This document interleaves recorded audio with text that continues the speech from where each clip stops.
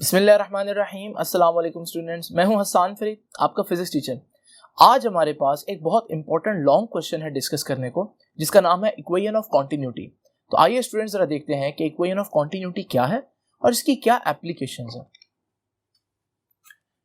Students, आज का article start करने से पहले एक बड़ी इंपॉर्टेंट बात आपको याद दिलाता जाऊं, और वो बात ये थी कि मैंने डिस्कस किया था लास्ट आर्टिकल में भी कि इस चैप्टर फ्लूइड डायनामिक्स के अंदर, क्योंकि जब भी हम किसी आर्टिकल को पढ़ेंगे तो उसमें फ्लूइड को तो पढ़ेंगे, लेकिन हमने जब भी किसी चीज की मैथमेटिकल फॉर्म या मैथमेटिकल डेरिवेशन करनी है तो जो फ्लूइड मैं इमेजिन करूंगा वो एक आइडियल फ्लूइड होगा। और वो आइडियल फ्लूइड क्या होता है, उसकी तीन बातें आपको याद होंगी कि आइडियल फ्लूइड नॉन विस्कस होता है, इनकम्प्रेसिबल होता है और स्टेडी फ्लो होता है। तो आज के आर्टिकल को भी स्टार्ट करने से पहले सबसे पहले मैं यही बताऊंगा कि मैं जो फ्लूइड कंसीडर कर रहा हूं उसकी प्रॉपर्टीज क्या है। तो आपने कहना है कि कंसीडर a non-viscous जिसकी विस्कोसिटी जीरो हो। आपको याद है ईटा कोएफिशिएंट ऑफ विस्कोसिटी होता है। मिसाल के तौर पर शहद नहीं यूज कर सकते, शहद की विस्कोसिटी तो बहुत ज्यादा है। शहद के मुकाबले में पानी की विस्कोसिटी कम है, लेकिन पानी के मुकाबले में हवा की विस्कोसिटी और कम है। तो हमें कोई ऐसा फ्लूइड चूज करना पड़ेगा, इमेजिन करना पड़ेगा जिसकी विस्कोसिटी ना हो। अब हकीकत तो नहीं ऐसा हो सकता, लेकिन हम करीब करीब जो जीरो के हो गया हम उसको चूज करेंगे। दूसरी बात, हमारे पास जो भी फ्लूइड हम यूज कर रहे हैं वो इनकंप्रेसिबल हो, वो कंप्रेस ना हो सकता हो। जब कंप्रेस नहीं हो सकता होगा तो इसको आसान अल्फाज में मैं कहूंगा कि उसकी डेंसिटी कांस्टेंट हो। तो ये हमारे पास डेंसिटी का सिंबल देख लें, इसे बोलते हैं रो। तो डेंसिटी जो है वो कांस्टेंट रहनी चाहिए। और तीसरी बात जो है कि वो फ्लूइड जब फ्लो करे, जब वो बहे तो बड़ा स्मूथ बहे, जिसे हम बोलते हैं कि उसका फ्लो स्टेडी फ्लो हो। स्टेडी फ्लो कौन सा फ्लो होता है? जिसमें speed of particle is constant. इसे हमने स्टेडी फ्लो के साथ साथ स्ट्रीमलाइन फ्लो भी बोला था। तो ये है स्टूडेंट्स हमारे पास एक ऐसा फ्लूइड जिसकी मैथमेटिकल डेरिवेशन हम कर सकते हैं।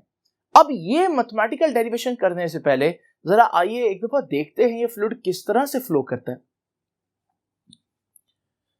स्टूडेंट्स जरा देखिए, ये मेरे पास एक पाइप है और इस पाइप के अंदर एक फ्लूइड जो है वो फ्लो कर रहा है। आइए जरा इस फ्लूइड को देखते हैं और मैं यहां से पाइप का ये जो एरिया है ये आपके सामने हटा देता हूं। ये है वो फ्लूइड जो इसके अंदर फ्लो कर रहा है। आइए इस फ्लूइड के अंदर कुछ पार्टिकल्स भी इमेजिन कर लेते हैं जो वो फ्लो कर रहे हैं।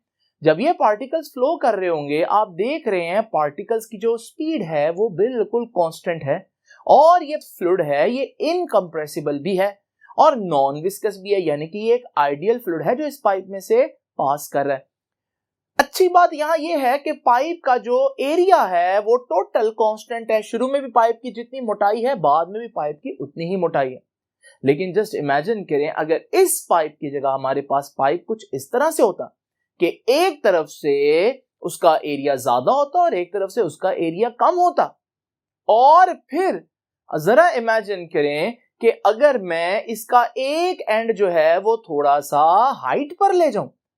अब ये जब मैं चेंजेस करूंगा तो फ्लूइड का फ्लो थोड़ा बहुत डिस्टर्ब होगा, इसकी स्पीड अब हर जगह पर कांस्टेंट नहीं रहेगी। क्या होगा उस स्पीड को, ये तो आज का हमारा आर्टिकल है ही, लेकिन जरा ये डायग्राम जरा गौर से देख लीजिए, क्योंकि इसी डायग्राम को मैं अभी आप लोगों के सामने बनाऊंगा। नाउ स्टूडेंट्स जरा इमेजिन करें कि मैं ये पाइप आप लोगों के सामने बनाऊंगा, और जैसे कि मैंने आप लोगों को दिखाया कि पाइप का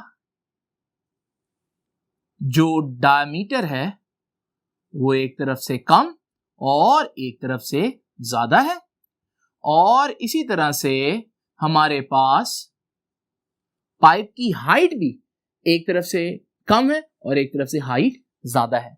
मैं इसको पाइप का लोअर एंड कह देता हूं और इसको पाइप का डेफिनेट है कि अपर एंड कह देता हूं। जस्ट इमेजिन करें पानी की एक फ्लूइड की एक लेयर यहां मौजूद है और क्योंकि पीछे से भी पानी आ रहा है तो ये जो फ्लूइड की लेयर होगी ये आहिस्ता आहिस्ता आगे को मूव करेगी। सपोज करें ये यहां तक आ गई और यहां से मैं कहूंगा कि इस पाइप में लोअर एंड पर जो फ्लूइड ने डिस्टेंस मूव किया मैं उसे डेल्टा x1 कह देता हूं।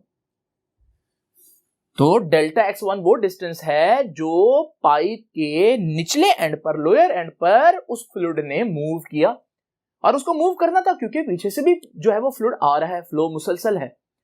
और ये जो क्रॉस सेक्शन है, ये जो पाइप का एरिया है, इसे मैं कह देता हूं A1 और यहां जो मैंने शेडेड रीजन में जितना पानी का मैस है मैं इसे कह देता हूं डेल्टा M1 और जो यहां पर फ्लूइड की स्पीड है स्टूडेंट्स वो स्पीड भी सोच लें उसे मैं कह देता हूं V1। तो वो सारे फैक्टर्स जो लोअर एंड पर मौजूद है मैंने उनको 1 से डिनोट कर दिया और ये सारी बात आप लिखेंगे।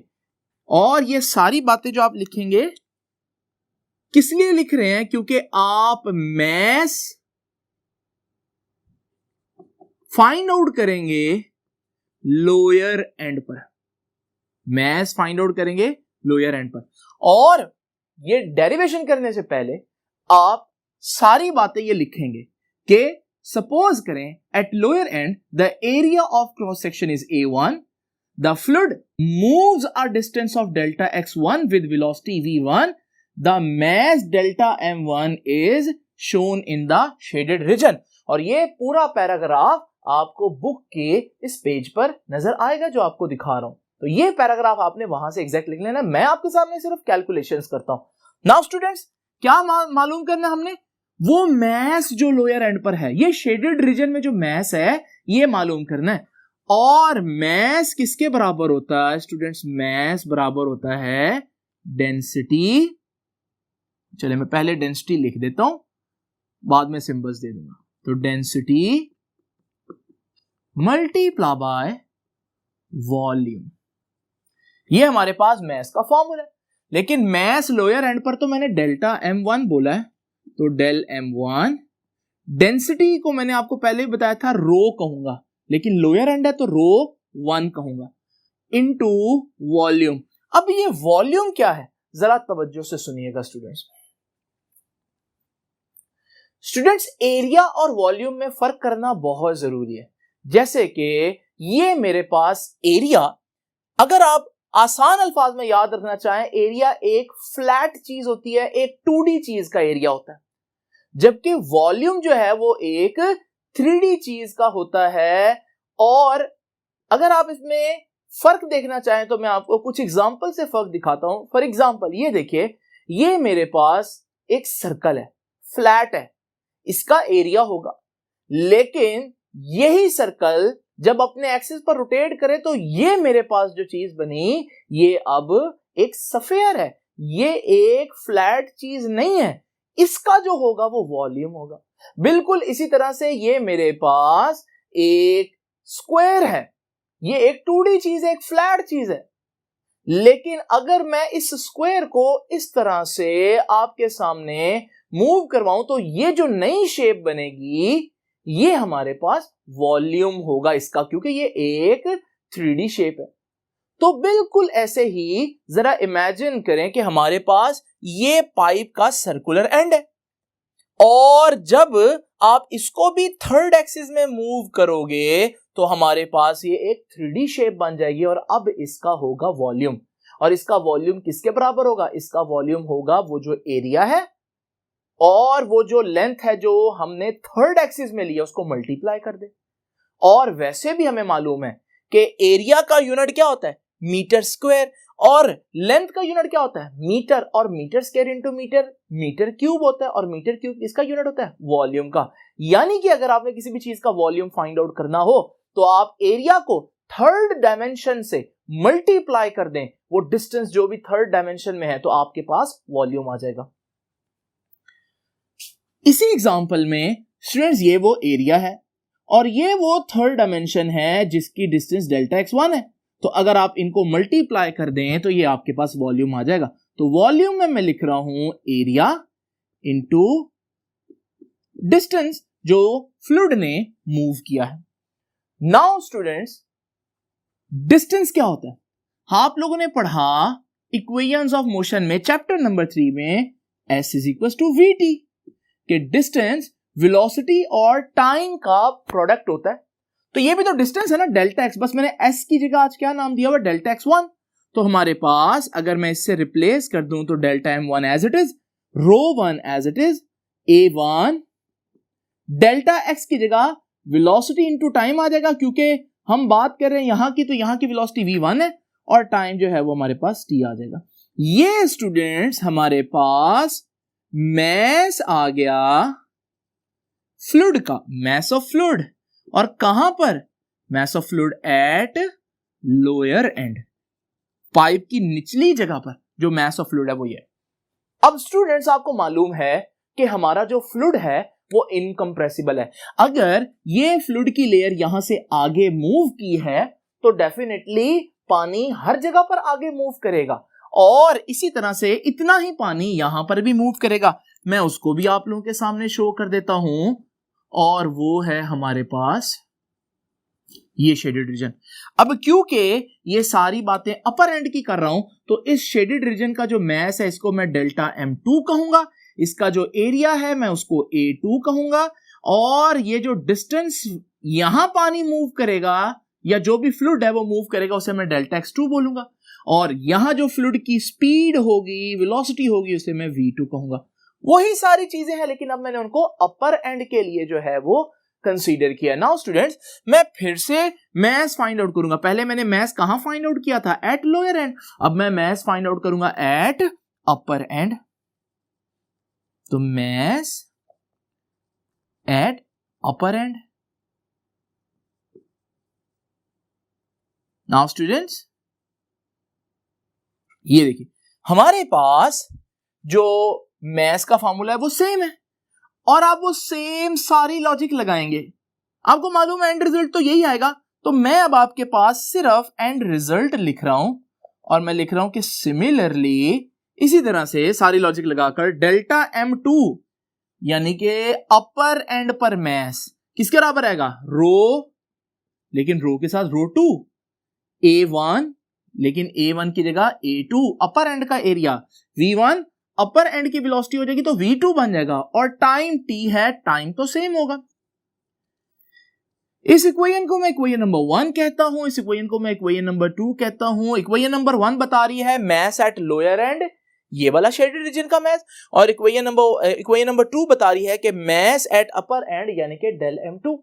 नाउ स्टूडेंट्स, यहां आती है सबसे इंपॉर्टेंट बात। आप लोगों ने एक लॉ पढ़ा होगा जिसे हम बोलते हैं law of conservation of mass.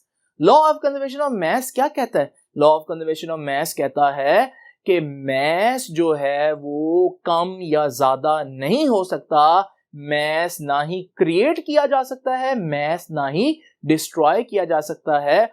एक शक्ल से दूसरी शक्ल में जा सकता है, सॉलिड से लिक्विड बन जाता है, लेकिन जितना सॉलिड में मैस होगा जब वो लिक्विड बनेगा मैस उसका उतना ही होगा, अगर वो गैस बन जाए तब भी मैस उसका उतना ही होगा। यानी कि मैस किसी भी केमिकल प्रोसेस में, फिजिकल प्रोसेस में, बायोलॉजिकल प्रोसेस में मैस हमेशा कंजर्व रहता है, कांस्टेंट रहता है, चेंज नहीं होता। और वैसे भी आप देख सकते हैं कि हमने जो फ्लूइड अंदर इमेजिन किया था वो फ्लूइड क्या था? वो फ्लूइड स्टेडी फ्लूइड था और इनकंप्रेसिबल था, यानी कि कंप्रेस तो हो ही नहीं सकता। जब कंप्रेस नहीं हो सकता इसका मतलब उसकी डेंसिटी हमेशा कांस्टेंट रहेगी। तो फिर जितना मैस इस एंड पर है उतना ही मैस अपर एंड पर भी होगा।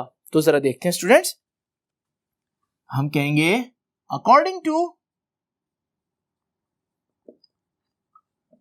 Law of conservation of mass, law of conservation of mass क्या कहता है जी कि मास एट लोअर एंड बराबर होगा मास एट अपर एंड, और मास एट लोअर एंड कितना है डेल m1, अपर एंड पर मास कितना है, अपर एंड पर मास है del m2। Now students value put करते हैं। डेल m1 की पहले वैल्यू हम पुट करेंगे। डेल m1 की वैल्यू इक्वेशन नंबर 1 में है और वो कितनी है ρ1 a1 v1t। तो ये आ जाएगा ρ1 a1 v1t। इसी तरह डेल m2 की ρ2 a2 v2 साथ t आ जाएगा। अब देख रहे हैं क्लियरली t से कैंसिल हो रहा है, हमारे पास बाकी चीज रह गई ρ1 a1 v1, इधर रह गया ρ2 a2 v2। स्टूडेंट ये बहुत इंपॉर्टेंट इक्वेशन है और इस इक्वेशन को हम बोलते हैं इक्वेशन ऑफ कॉन्टिन्यूटी। याद रखिएगा यही हमारा आज का आर्टिकल था। बेसिकली इस इक्वेशन को हम क्या बोलते हैं, इक्वेशन ऑफ कॉन्टिन्यूटी। और अब एक और बात जो हम लोगों ने यहां पर डिस्कस की थी वो ये थी कि हमने ये कहा था कि फ्लूइड इनकंप्रेसिबल है, यानी कि डेंसिटी भी कांस्टेंट रहेगी, यानी कि लोअर एंड पर जितना फ्लूइड की डेंसिटी है अपर एंड पर भी फ्लूइड की उतनी ही डेंसिटी होगी। जब डेंसिटी कांस्टेंट होगी तो हम इस इक्वेशन को मजीद सिंप्लीफाई कर सकते हैं, क्योंकि डेंसिटी कांस्टेंट हुई तो फिर ρ1 और ρ2 भी कैंसिल हो जाएगा। तो फिर हमारे पास क्या बचेगा कि a1 v1 equals to a2 v2। क्या ये नई इक्वेशन है? नहीं स्टूडेंट्स, ये भी इक्वेशन ऑफ कॉन्टिन्यूटी की सिंपल फॉर्म है। अब ये जो इक्वेशन है ये क्या कह रहा है, ये कह रहा है कि एरिया और वेलोसिटी का जो प्रोडक्ट है लोअर एंड के ऊपर, दोबारा सुन ले, एरिया और वेलोसिटी का जो प्रोडक्ट है लोअर एंड पर उतना ही एरिया और वेलोसिटी का प्रोडक्ट है अपर एंड पर। यानी कि मैं कह सकता हूं कि एरिया और वेलोसिटी का जो प्रोडक्ट है वो हमेशा क्या रहेगा, कांस्टेंट रहेगा, चेंज नहीं होगा। कब? शर्त ये है कि आपका फ्लूइड नॉन विस्कस, इनकंप्रेसिबल और स्ट्रीमलाइन फ्लो हो। फिर तो equation of continuity ideal fluids पर लगती है। Now students equation of continuity की स्टेटमेंट कैसे लिखनी है,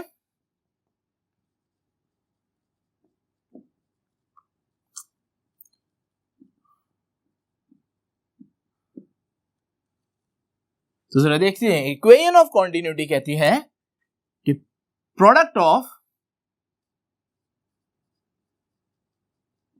मतलब मल्टीप्लीकेशन, किस किस का मल्टीप्लीकेशन, एरिया और स्पीड का। The product of cross sectional area and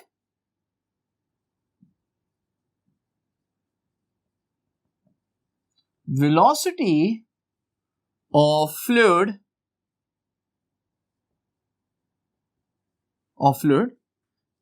at any point is always constant, हमेशा कांस्टेंट रहेगा।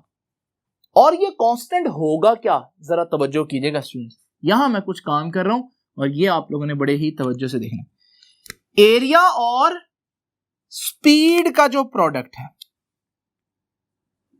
एरिया और स्पीड का प्रोडक्ट कांस्टेंट होगा, ठीक है जी। एरिया अगर आप यूनिट देखो मीटर स्क्वायर होता है एरिया का यूनिट, और स्पीड का यूनिट देखो मीटर पर सेकंड होता है, ये वो कांस्टेंट होगा। मीटर स्क्वायर और मीटर क्यूब बनेगा। ऊपर नीचे क्या आया सेकंड। एक तो आपने याद रखना ये कांस्टेंट का यूनिट ये बनता है, लेकिन ये यूनिट हमें क्या बता रहा है जरा देखिएगा तवज्जो से। ऊपर अगर आप देखें मीटर क्यूब है, कुछ याद आता है स्टूडेंट्स? मीटर क्यूब किसका यूनिट है? मीटर क्यूब है यूनिट वॉल्यूम का। नीचे सेकंड आ रहा है, सेकंड तो सबको मालूम है टाइम का यूनिट है, और वॉल्यूम ओवर टाइम को बोलते हैं फ्लो रेट या रेट ऑफ फ्लो। एक सेकंड में कितना लीटर पानी कहीं पाइप में से गुजरे, इसे हम बोलेंगे उसका रेट ऑफ फ्लो। तो एक सेकंड में कितना वॉल्यूम, वो लीटर में भी हो सकता है, यहां स्टैंडर्ड यूनिट में वो मीटर क्यूब में होगा। तो ये जो कांस्टेंट आया है, ये कांस्टेंट, ये एक्चुअली कांस्टेंट क्या है? ये कांस्टेंट फ्लो रेट है। तो ये भी लिख देते हैं आगे, दिस कांस्टेंट इज कॉल्ड, या तो वॉल्यूम पर सेकंड बोल दो, वॉल्यूम पर सेकंड, या फिर क्या बोल दो, और सिंपली फ्लो रेट। ये है हमारे पास फ्लो रेट का कॉन्सेप्ट। तो यानी कि आसान अल्फाज में अगर हम बोले तो फ्लो रेट क्या है? फ्लो रेट ये है कि एक सेकंड में कितने लीटर, कितने मीटर क्यूब, कितना वॉल्यूम पानी गुजर रहा है किसी खास पॉइंट से। और इक्वेशन ऑफ कॉन्टिन्यूटी फिर क्या कह रही है? इक्वेशन ऑफ कॉन्टिन्यूटी कह रही है कि A1 V1 is equal to A2 V2, यानी लोअर एंड पर जो रेट ऑफ फ्लो है, अपर एंड पर भी रेट ऑफ फ्लो उतना ही होगा। यानी लोअर एंड पर अगर एक सेकंड में किसी पॉइंट से 1 लीटर पानी गुजर रहा है, तो अपर एंड पर भी एक सेकंड में 1 लीटर पानी को ही गुजरना पड़ेगा। यानी कि फ्लो रेट या जो फ्लूइड है उसका रेट ऑफ फ्लो वो हमेशा बराबर रहेगा। ये स्टेटमेंट हमें मजीद क्या चीजें सिखा सकती है, आइए जरा देखते हैं स्टूडेंट्स। हम लोग ने इक्वेशन ऑफ कॉन्टिन्यूटी तो डिराइव कर ली और उसका रिजल्ट हमारे पास लिखा हुआ है कि A1 V1 is equal to A2 V2। Just imagine करें हमारे पास अगर कहीं पर एरिया है सपोज करें 10 और वेलोसिटी है सपोज करें 5, तो प्रोडक्ट कितना हुआ? 10 5 50। अब इक्वेशन ऑफ कॉन्टिन्यूटी कहती है किसी और जगह पर अगर आप यही प्रोडक्ट देखेंगे तो 50 ही आना चाहिए, लेकिन सपोज करें मैं उस पॉइंट पर स्पीड बढ़ाकर 5 की बजाय 10 कर देता हूं। अब हमें मालूम है कि प्रोडक्ट तो रहना है कांस्टेंट। अगर ये 10 है, इसके साथ क्या मल्टीप्लाई हो कि आंसर अभी भी 50 आए? तो 5। इसका मतलब एरिया 5 हो जाएगा। पहले एरिया कितना था? 10, लेकिन क्योंकि आपने वेलोसिटी को 5 से 10 कर दिया, डबल कर दिया, तो आपका एरिया ऑटोमेटिकली 10 से 5 हो गया, यानी कि हाफ हो गया। जब एक चीज डबल करें दूसरी हाफ हो जाए, इसे तो हम कहते हैं नहीं इनवर्सली प्रोपोर्शनल। यानी कि यहां से हम ये कह सकते हैं कि एरिया और स्पीड का क्या रिलेशन हुआ? Inverse relation. स्टूडेंट्स, ये इतना इंपॉर्टेंट कंक्लूजन है और इसकी बहुत सी एप्लीकेशन है, जिनमें से मैं 2 आप लोगों के साथ अभी डिस्कस भी करूंगा। अब हम जरा देखते हैं स्टूडेंट्स कि यहां पर इस रिलेशन को कहीं आप लोगों ने देखा है? तो अगर आप लोगों ने कभी एक टैप देखा हो, तो जब इस टैप में से पानी गिर रहा हो, आप अगर गौर किया हो, पानी ऊपर काफी ज्यादा एरिया रखता है, लेकिन जैसे जैसे नीचे आते हुए पानी की स्पीड बढ़ती जाती है, उसका जो एरिया है वो कम होता जा रहा है। जैसे जैसे स्पीड बढ़ रही है तो उसका एरिया कम हो रहा है। तो स्पीड बढ़ने से एरिया का कम होना बिल्कुल यही तो बताता है कि area is inversely proportional to speed. आप जितनी स्पीड बढ़ाएंगे, जो फ्लूइड की जो चैनल है, फ्लो चैनल, या उसकी जो सिंपल अल्फाज में जो धार है, वो पतली होती जाएगी। और शहद जैसे अगर आप फ्लूइड को देखें तो उसमें भी ये चीज आपको काफी हद तक नजर आती है। नाउ स्टूडेंट्स, ये जो हमारे पास रिलेशन है, बच्चे इसके बारे में एक और बात भी पूछते हैं कि सर स्पीड को बढ़ाने से एरिया को तो फर्क पड़ रहा है, लेकिन क्या ऐसा हो सकता है कि एरिया को बढ़ाने या कम करने से स्पीड को भी वैसा फर्क पड़े? और इसका आंसर है बिल्कुल ऐसा होता है। ये दोनों एक दूसरे को अफेक्ट कर सकते हैं। मिसाल के तौर पर, अगर एक पाइप से हम किसी गार्डन में जैसे पानी दे रहे हो और उससे फ्लूइड जो है वो किसी खास स्पीड से बाहर आ रहा हो, अगर आप लोगों ने नोट किया हो, ऐसा किया भी होगा आप लोगों ने, कि आप उस पाइप को अंगूठे से हाफ कवर कर देते हैं। जैसे ही आप उसको हाफ कवर करते हैं, फौरन से जो पानी है वो बड़ी तेजी से निकलना शुरू हो जाता है, उसकी स्पीड बढ़ जाती है। ऐसा क्यों हुआ? अगर आप क्लोजली देखें, आपने जब थंब रखा, आपने उस पाइप का एरिया हाफ कवर कर दिया, यानी कि आपने पाइप का एरिया कम कर दिया। इक्वेशन ऑफ कॉन्टिन्यूटी कहती है कि स्पीड और एरिया में इनवर्स का रिलेशन है, यानी जैसे ही आपने एरिया कम किया तो स्पीड ने अपने आप को ज्यादा कर लिया। क्यों ज्यादा कर लिया? क्योंकि हम लोगों ने इक्वेशन ऑफ कॉन्टिन्यूटी में पढ़ा कि रेट ऑफ फ्लो सेम रहना है। अगर पहले 1 सेकंड में 1 लीटर पानी बाहर आ रहा था, जब आपने पाइप को आधा कवर कर दिया अंगूठे से, तो क्या 1 सेकंड में अब 1 लीटर आएगा? नहीं आ सकेगा। इसलिए 1 सेकंड में 1 लीटर निकालना है, तो फिर फ्लूइड कैसे निकालेगा 1 सेकंड में 1 लीटर? जब वो तेजी से निकलेगा, ताकि फ्लो रेट जो है वो डिस्टर्ब ना हो, वो कांस्टेंट रहे। तो आपने देखा कि दोनों चीजें ट्रू हैं कि एरिया बढ़ाएं तो स्पीड कम हो जाएगी और एरिया कम करें तो स्पीड ज्यादा हो जाएगी। एक और बड़ी जबरदस्त बात, वो भी हम डिस्कस करते हैं। स्टूडेंट्स, आइए इस लेक्चर का इख्तिताम जो है वो एक एमसीक्यू से करते हैं। ये देखिए, मेरे पास एक पाइप है। इस पाइप का रेडियस यहां पर R1 है और आगे जाकर पाइप जो है वो उसका रेडियस R2 है, और आप देख रहे हैं R2 जो है वो R1 से कम है, यानी कि साइज जो है वो पाइप का छोटा हो गया। कितना है R2? R2 R1 का हाफ है, यानी इससे रेडियस आधा रह गया। दूसरी बात, ये जो वेलोसिटी है यहां पर फ्लूइड की वो V1 है, यहां जो फ्लूइड की वेलोसिटी है वो V2 है। वो पूछता है V2 कितनी होगी? क्या V2 V1 जितनी होगी, V1 का डबल होगी, V1 का 4 टाइम्स होगी, V1 का हाफ होगी? एक बात तो मुझे मालूम है कि यहां पर स्पीड इसके मुकाबले में ज्यादा ही होगी, क्योंकि हमने पढ़ा जहां एरिया कम वहां स्पीड ज्यादा, इनवर्सली प्रोपोर्शनल। तो यहां एरिया कम है तो यहां स्पीड ज्यादा होगी। तो यह बात तो हो ही नहीं सकती कि हाफ हो, वो तो हो नहीं सकती, और ये भी नहीं हो सकती। अब या तो वो डबल होगी या 4 टाइम्स होगी। अब ज्यादातर बच्चे इसको सही समझेंगे, क्योंकि अगर आप देखें रेडियस हाफ हो रहा है, इनवर्सली प्रोपोर्शनल है, तो रेडियस हाफ होगा तो स्पीड डबल हो जाएगी। लेकिन स्टूडेंट्स, जो गौर करने वाली बात है वो ये है कि स्पीड का ये ताल्लुक एरिया के साथ है, रेडियस के साथ नहीं है। तो अगर आप देखें, स्पीड को मैं v कह देता हूं, वो एरिया के इनवर्सली प्रोपोर्शनल है। और एरिया क्या होता है? किसी भी सर्कुलर पाइप का जो क्रॉस सेक्शनल एरिया होता है वो होता है पाई आर स्क्वायर। तो यहां से स्पीड का रेडियस के साथ देखो क्या रिलेशन आया, वो ये है। स्पीड का एरिया के साथ सिंपल इनवर्स रिलेशन है, लेकिन स्पीड रेडियस के स्क्वायर के इनवर्सली प्रोपोर्शनल है। यानी कि अगर आप रेडियस आधा करेंगे तो स्पीड स्क्वायर यानी कि 4 टाइम्स ज्यादा हो जाएगी।